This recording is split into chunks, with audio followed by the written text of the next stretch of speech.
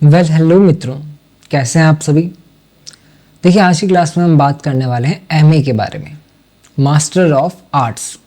इससे पहले bachelor of arts जो कि आप करके आए हैं या फिर आपने बीएससी भी की है, किसी भी बैचलर कोर्स के अंदर हम जब सब्जेक्ट्स की बात करते हैं तो वहाँ 3 सब्जेक्ट्स की बात होती है। जनरली 3 सब्जेक्ट्स होते हैं जिनके अंदर हम तीनों सब्जेक्ट्स का बेसिक नॉलेज लेते हैं। But in mastery, in MA, in MSc, कोई भी मास्टर का कोर्स हो, वहाँ हम 3 सब्जेक्ट में से कोई एक सब्जेक्ट चूज़ करते हैं या फिर कोई अदर सब्जेक्ट भी हो सकता है। उस एक सब्जेक्ट के ऊपर हम अपनी पूरी रिसर्च करते हैं, पूरा नॉलेज लेते हैं। बेसिकली कहा जाए, बीए के अंदर हम 3 सब्जेक्ट्स का आधार लेकर चलते हैं, बट एमए या फिर मास्टर कोर्स के अंदर हम किसी एक सब्जेक्ट के ऊपर गहनता से पूरा ज्ञान प्राप्त करते हैं, नॉलेज प्राप्त करते हैं, है ना। तो आज की क्लास है एमए जियोग्राफी के बारे में, जहां हम बात करने वाले हैं सेमेस्टर 1 की। तो एक बार फिर आपका स्वागत है एमजीएसयू मितादे में, जहां हम एमजीएसयू यानी कि महाराजा गंगा सिंह विश्वविद्यालय बीकानेर, यहाँ के जितने भी कोर्सेज हैं, जितने भी सब्जेक्ट्स हैं, सेमेस्टर हैं, उनकी क्लासेस आपको यहाँ मिलेगी, नोट्स मिलेंगे। तो चलिए आज की क्लास शुरू करते हैं। और यहाँ से भूगोल के बारे में हम चर्चा करते हैं एमए के लिए, ठीक है। इससे पहले बीए की भी क्लासेस आपको अवेलेबल मिल जाएंगी यहाँ पर चैनल पर। आज हम बात करेंगे एमए के बारे में। तो देखिए, सिर्फ भूगोल जो है मैप्स या फैक्ट्स नहीं रहता है, यह रिसर्च, कॉन्सेप्ट और डेप्थ का सब्जेक्ट बन जाता है इन एमए। देखिए, हम कह सकते हैं कि बीए के अंदर सिर्फ मैप्स की बात हो रही थी, मानचित्रों की बात हो रही थी, तर्क के ऊपर बात हो रही थी, परंतु एमए के अंदर हम रिसर्च करेंगे, जियोग्राफी के बारे में रिसर्च करेंगे, उसकी डेप्थ यानी गहराई से उसको जानेंगे। सबसे पहले एक ज़रूरी बात भी जान लेते हैं कि एमए फर्स्ट सेमेस्टर में जियोग्राफी की कुल 5 बुक्स हैं। कितनी? 5 किताबें हैं यार।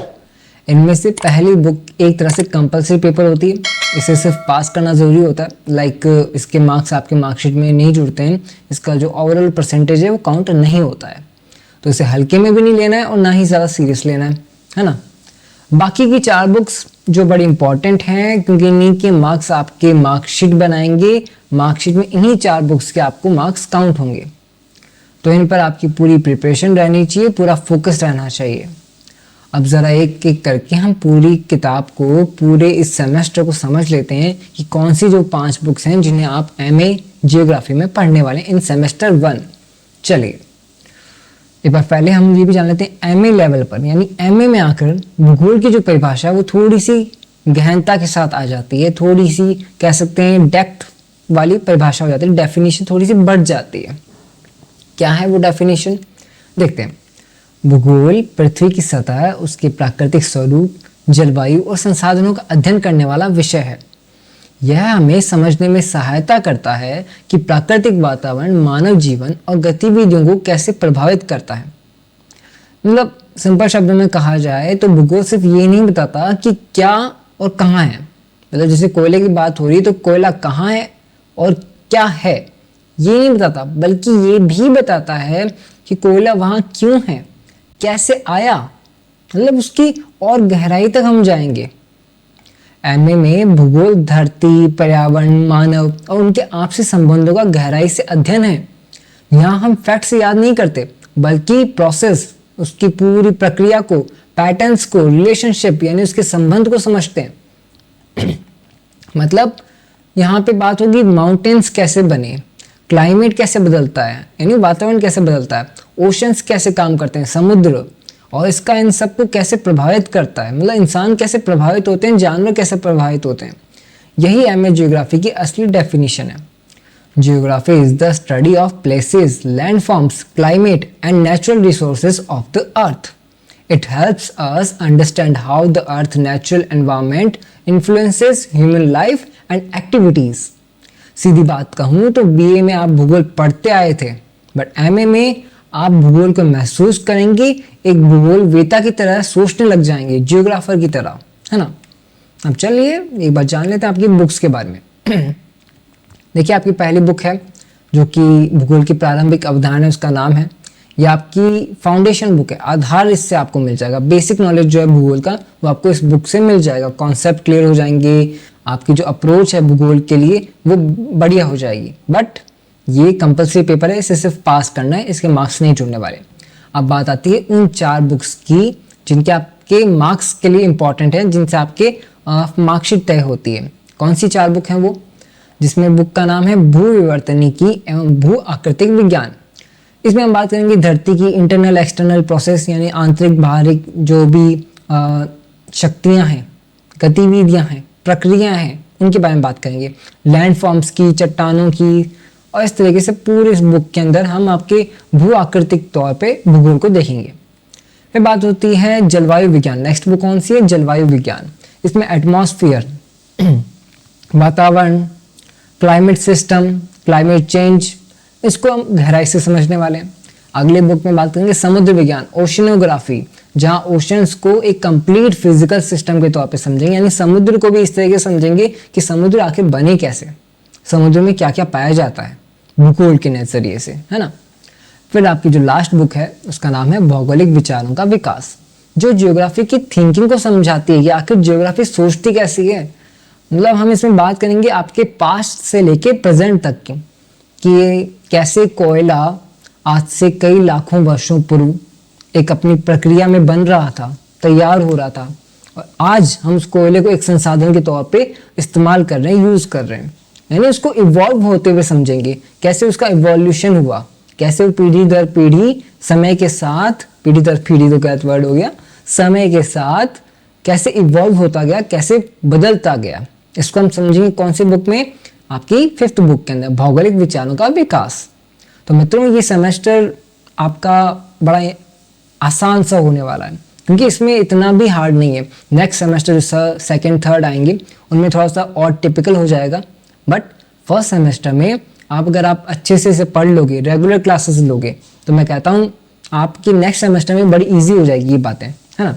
चलिए फटाफट से एक बार ये भी जान लेते हैं कि किस सेमेस्टर में किस बुक के अंदर कौन से टॉपिक आपको पढ़ने हैं। लाइक आपकी 5 बुक्स हैं, जैसे हर टॉपिक को समझ लेते हैं। लाइक बुक नंबर 1 जिसका नाम है भूगोल की प्रारंभिक अवधारणाएं, और इस बुक में हम क्या पढ़ने वाले हैं वो भी समझ लेते हैं, क्या टॉपिक्स को पढ़ने वाले हैं।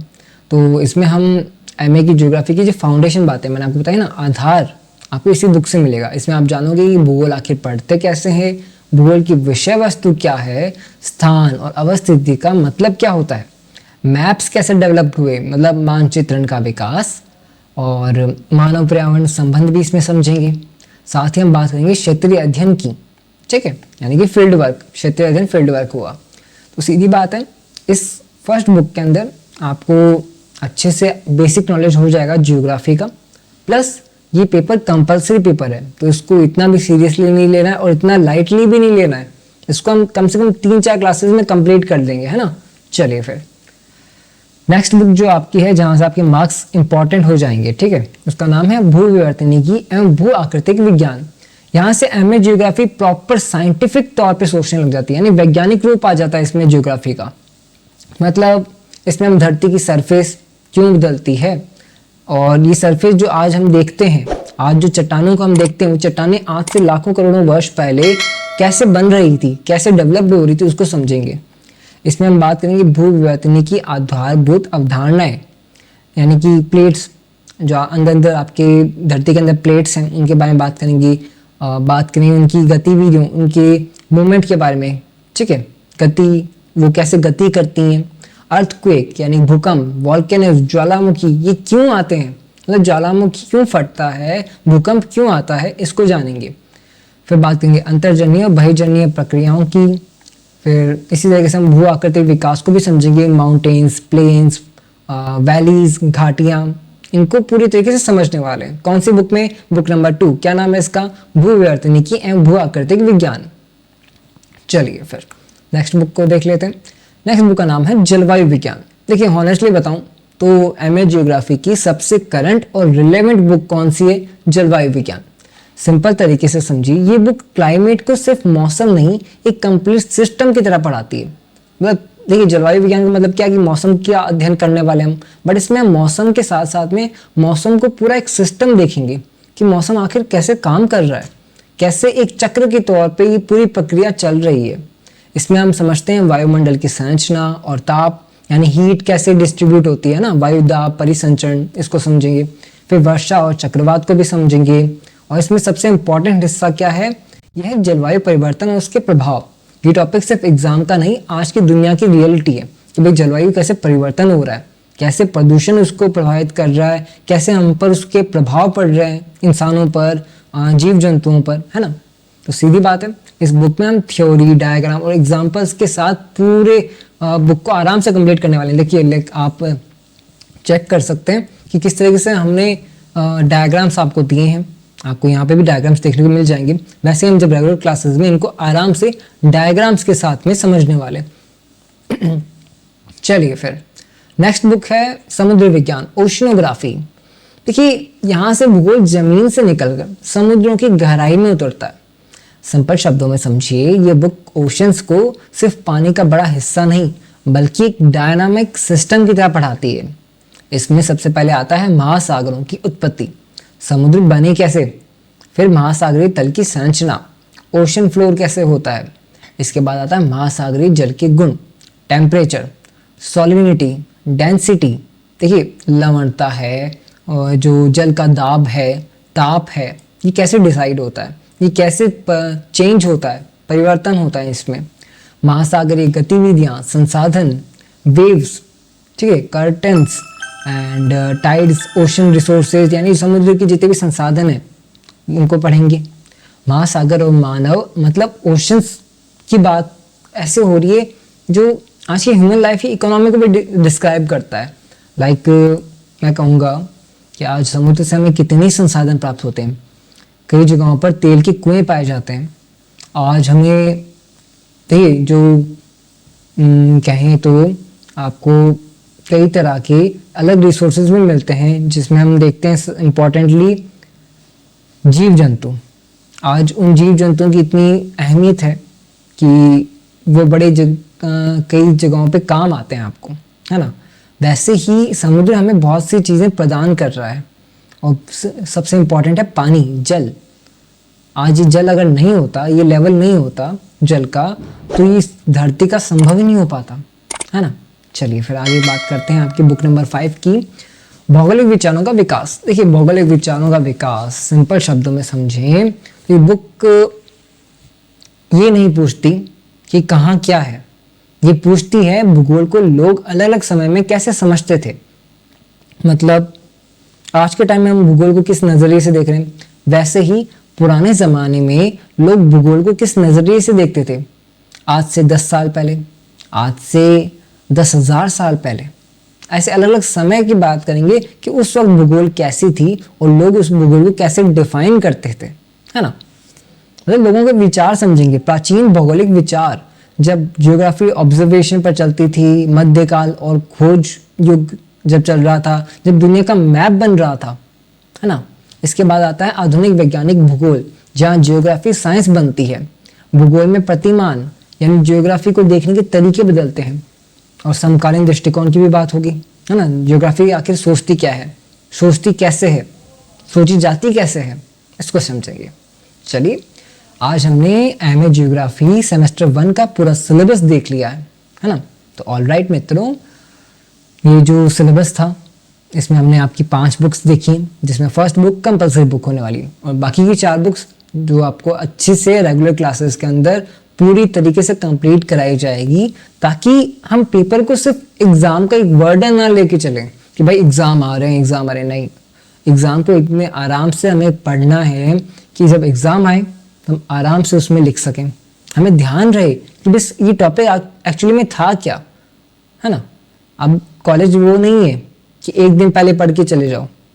अगर अभी तक आपने बीए में ही किया है तो मैं कहूँगा एमए के अंदर तो बिल्कुल भी मत कीजिएगा। कम से कम यहाँ पर आप कोशिश कीजिए कि कम से कम 15-20 दिन आप एक रेगुलर क्लास अटेंड करें, देन आप पेपर दे करके आएँ। बिकॉज एमए का जो सिलेबस है वो सिलेबस इतना अच्छा है कि आप कोई कंपटीशन की भी तैयारी कर रहे हैं तो आपकी बड़ी हेल्प होगी उसमें।